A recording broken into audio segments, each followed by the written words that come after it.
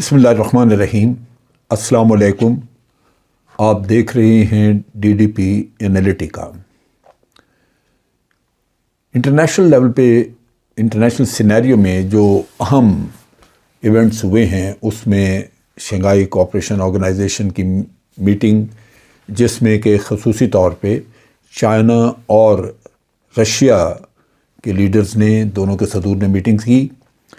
اور وہاں کچھ فیصلے کیے، اور اسی طرح ابھی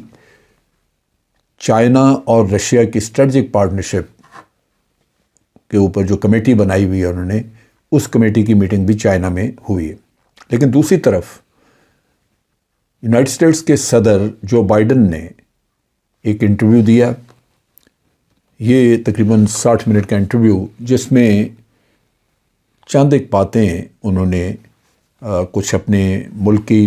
سیاست کے بارے میں کی، مہنگائی وغیرہ جو آج کل کے ایشوز ہیں وہاں پہ کووڈ کے بعد، اور آنے والے الیکشنز کے بارے میں انہوں نے اپنی نیت کا اظہار کیا کہ وہ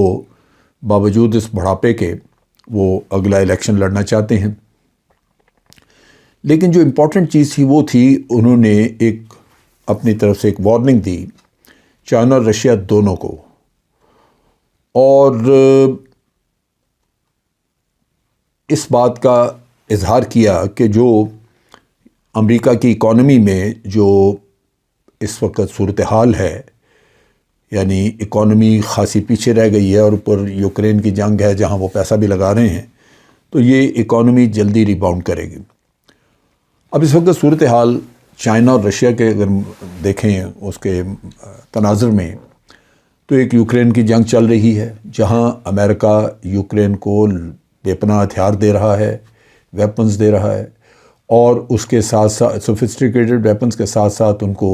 اور سپلائیز، گولہ بارود، پیسہ بھی لگا رہے ہیں۔ اسی طرح تائیوان، جہاں پہ چائنا تائیوان کے سامنے کھڑا ہے اور چائنا کی کوشش ہے کہ کسی طرح تائیوان کو وہ اپنی مین لینڈ کا حصہ بنا لے، تو وہاں بھی امریکہ سب سے بڑی رکاوٹ ہے، اور یہی وہ چیز ہے جس کے بارے میں جو بائیڈن نے اپنی وارننگز وغیرہ دی۔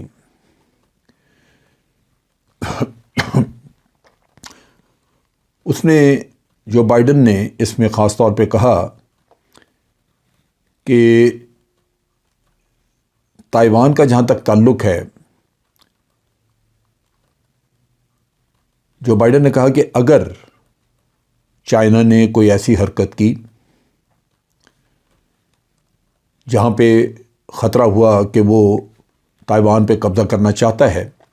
تو امریکہ باقاعدہ اپنی فوج بھیجے گا۔ اس چیز کے اوپر اس کو بار بار پوچھا گیا، لیکن جو بائیڈن نے یہی کہا کہ وہ امریکن فوج بھیجیں گے تاکہ تائیوان کا دفاع کیا جا سکے۔ یہاں پہ تائیوان میں بھی بڑی خوشی منائی گئی اس بات کی کہ امریکی صدر نے پھر اعادہ کیا ہے، لیکن مجھے اس بات کے بارے میں بڑا شک ہے۔ میں سمجھتا ہوں کہ امریکہ جھوٹ بول رہا ہے۔ جہاں بھی کہیں انہوں نے فوج کشی کی ہے وہاں نقصان اٹھایا ہے، اور پھر آپ دیکھ لیجئے کہ ایک فوج کشی رشیا نے کی اور یوکرین میں وہ پھنسا پڑا ہے۔ تائیوان چائنا کے بالکل قریب، اور چائنا بہت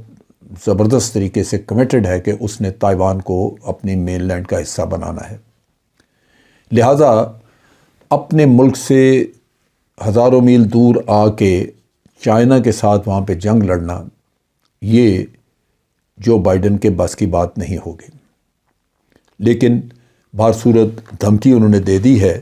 اور دھمکی میں ساتھ یہ بھی کہا ہے کہ اگر کوئی حملہ وغیرہ چائنا نے کیا تائیوان کے اوپر، تو یہ چیز بھی ذہن میں رکھیں کہ امریکہ کی انویسٹمنٹ جو لوگ کر رہے ہیں وہاں پہ کرتے ہیں، بزنس کمیونٹی وغیرہ چائنا میں، وہ ساری انویسٹمنٹ جو ہے وہ خطرے میں پڑ جائے گی۔ یعنی دوسرے لفظوں میں انہوں نے دھمکی دی کہ انویسٹمنٹ ودرا کریں گے، یعنی چائنا کی اکانومی کو ڈیمیج کرنے کا کام کریں گے۔ آج دن تک جو امریکہ کی پالیسی رہی ہے تائیوان کے بارے میں، وہ تو یہی رہی ہے کہ ہم ون چائنا پہ یقین رکھتے ہیں، لیکن چائنا کو تائیوان کے اوپر زبردستی قبضہ نہیں کرنا چاہیے۔ وہ تھوڑا دڑ ہتھیار بیچ رہے ہیں تائیوان کو کہ تائیوان خود مضبوط ہو، لیکن تائیوان بہر صورت ایک ملیٹریلی چھوٹا ملک ہے اور شاید اس کے لیے اس طرح پاسبل نہ ہو۔ لیکن دوسری طرف یہ بھی خبریں آ رہی ہیں کہ چائنا نے جو ایکسرسائز، نیول ایکسرسائز کے طور پہ جو کارروائی شروع کی تھی اور تائیوان کے چاروں طرف اس نے اپنی نیوی لگائی تھی، وقت کے ساتھ ساتھ انہوں نے اس نیوی اپنی نیول شپس کو واپس نہیں بلایا، وہ وہیں موجود ہیں اور کسی حد تک ایک نیول بلاکیڈ بنا کے رکھ دیا ہے۔ اب وہ لمبے وقت تک کے لیے رہے، اور اگر کسی بھی وقت ہاسٹیلیٹیز ہوتی ہیں تو چائنیز نیوی آلریڈی موجود ہے۔ میں پڑھ رہا تھا ایک امریکن ایڈمرل کا بیان جس میں اس نے کہا کہ چائنا کی نیوی اس وقت دنیا کی سب سے بڑی اور سب سے مضبوط نیوی ہے، اور پھر اس کو ایک ایج حاصل ہے، ایک اس کو برتری حاصل ہے کہ تائیوان اس کے اپنے ساحلوں کے قریب ہے۔ امریکہ پیسیفک اوشن کراس کر کے ساؤتھ چائنا سی میں اتنی دور سے آئے، اتنے ریسورسز لے کے، تو وہ شاید امریکہ کے لیے اتنا ممکن نہ ہو۔ چنانچہ یہ دھمکی اپنی جگہ پہ، لیکن آپ اگر دیکھیں تو چائنا نے اپنے آپ کو اس چیز سے وڈرا نہیں کیا، اور انہوں نے تائیوان کا بلاکیڈ جو ہے وہ بدستور کر کے رکھا ہوا ہے۔ اب ایک طرف تو امریکہ نے ایک آپ کہہ لیجئے کہ ایک ایمبیگوٹی سی رکھی ہوئی ہے، اور تائیوان کے ساتھ کوئی پکا وعدہ نہیں کیا ہوا کہ ہم ضرور فوجیں لے کے آپ آ کے تو چائنا کو مقابلہ کریں گے، لیکن پھر بھی ایک صدر کا یوں کہنا وہ خاصی سیریس بات، اور چائنا اس کو اگنور نہیں کرے گا۔ اب اس کے ساتھ ساتھ آپ اگر دیکھیں چائنیز کا ایکشن، تو پہلے شروع میں جب نینسی پیلوسی جا رہی تھی تائیوان، تو اس وقت چائنا نے کافی زور شور سے دھمکیاں بھی دیں، بہت آپ کہہ لیجیے کہ سخت زبان بھی استعمال کی، لیکن بعد میں چائنا نے خاموشی اختیار کی، اور خاموشی میں وہ گریجولی اپنی نیول ڈپلائمنٹ بڑھاتے گئے۔ اب یہاں پہ ایک طرف تو چائنا اپنے طور پہ نیول بلاکیڈ وغیرہ کے اوپر کام کر ہی رہا ہے، لیکن دوسری طرف رشیا اور چائنا نے یہ محسوس کیا ہے کہ یہ یونیپولر ورلڈ جو ہے یہ کم از کم اس سے دنیا کو محفوظ طریقے سے نہیں چلایا جا سکتا۔ امریکہ اور مغربی دنیا مل کے یہ ہمیشہ بلیک میل کرتے رہیں گے رشیا کو اور چائنا کو، لہذا ان کا پہلے تو وہاں پہ شنگھائی کوآپریشن آرگنائزیشن کی میٹنگ میں ان کا آپس میں اتفاق رائے ہوا کہ ہم اسٹریٹجک پارٹنرشپ کو مزید مضبوط کریں گے۔ اس میں ایریاز جو ہیں وہ مختلف ایریاز آئیڈینٹیفائی تو کیے ہوں گے، لیکن جو فوری طور پہ نظر آتا ہے وہ یہ ہے کہ لوکل کرنسیز جو ہیں ان میں بزنس وغیرہ کرنے کا انتظام کیا جا رہا ہے، جس سے کہ ڈالر کے اوپر آپ کا انحصار جو ہے وہ خاصی حد تک کم ہو جائے گا۔ یہاں پہ ایک سوال اور اٹھا جو انٹرویو میں بات ہوئی، انٹرویو کرنے والے نے یہ کہا کہ رشیا کو ابھی تک کامیابی نہیں ہوئی وہاں پہ یوکرین میں، انہوں نے کچھ علاقے قبضہ کیے ہوئے ہیں جو ڈونیٹسک کا علاقہ ہے، لوہانسک کا علاقہ ہے، لیکن اگر وہ مزید علاقے قبضہ کرنا چاہیں تو ہو سکتا ہے کہ وہ ویپنز آف ماس ڈسٹرکشن استعمال کریں، جس میں نیوکلیر ویپن ہو سکتے ہیں یا کوئی اور ایسا جس سے میسو ڈسٹرکشن ہو۔ تو اس پہ بھی جو بائیڈن نے رشیا کو وارننگ دی کہ اگر کوئی کنونشنل ویپنز سے ہٹ کے آپ نے نان کنونشنل ویپنز استعمال کیے تو پھر اس کا نتیجہ آپ کو بھگتنا ہوگا۔ اب اس سے کیا مطلب سمجھا جائے جو بائیڈن، میرا یہ نہیں خیال کہ جو بائیڈن اس سے یہ کہنا چاہتے ہیں کہ وہ بھی نیوکلیر ویپن استعمال کریں گے، یوکرین کے اپنے پاس تو نہیں ہے، لیکن مثال کے طور پہ اگر یوکرین کو نیوکلیر ویپنز دے دیے جائیں، امریکہ دے دے، تو جواباً نیوکلیر ویپن استعمال ہو جائے یوکرین کی طرف سے بھی تو رشیا کا بڑا نقصان ہو سکتا ہے۔ لیکن لازماً امریکہ کبھی بھی اپنی سرزمین سے یہ کام نہیں کرے گا،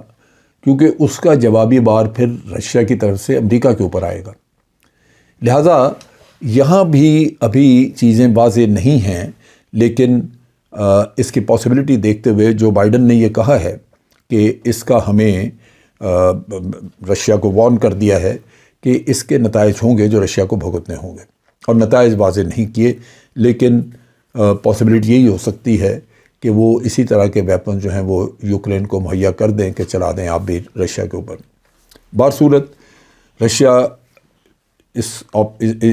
یہ کنٹینجنسی بھی ڈیفینیٹلی ڈیبیٹ کرے گا، اور دیکھیں گے۔ یوکرینین کی جو بائیڈن نے بڑی تعریف کی، اس نے کہا کہ یہ بڑی اچھی جنگ لڑ رہے ہیں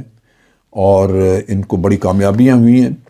تو جو فتح ہے اس کا جو ڈیفینیشن انہوں نے کہا کہ میں سمجھتا ہوں کہ اگر یوکرینین آرمی نے روسیوں کو نکال کے اپنی سرزمین سے باہر پھینک دیا اور اپنے علاقے آزاد کرا لیے تو یہ ان کی فتح ہوگی۔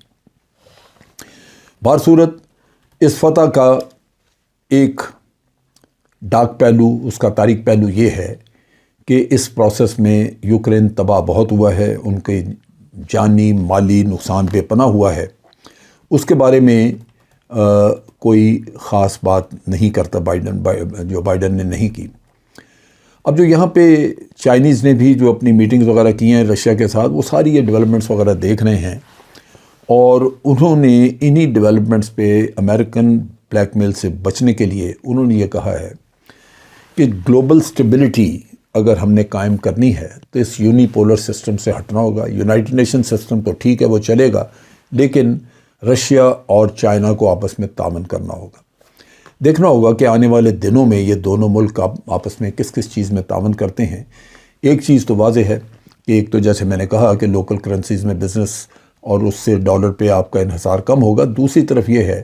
کہ رشیا کو جو مالی مشکلات آ سکتی تھیں اس میں چائنا نے تعاون کیا ہے، اور چائنا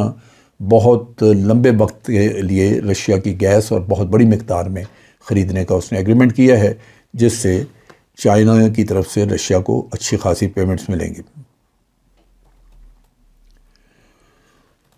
یہ صورتحال ڈیولپ ہو رہی ہے، اور اس جنگ نے اگر کوئی سبق دیا ہے، یہ جو یوکرین کی جنگ ہوئی ہے، تو وہ سب سے بڑا سبق یہی ہے کہ دنیا میں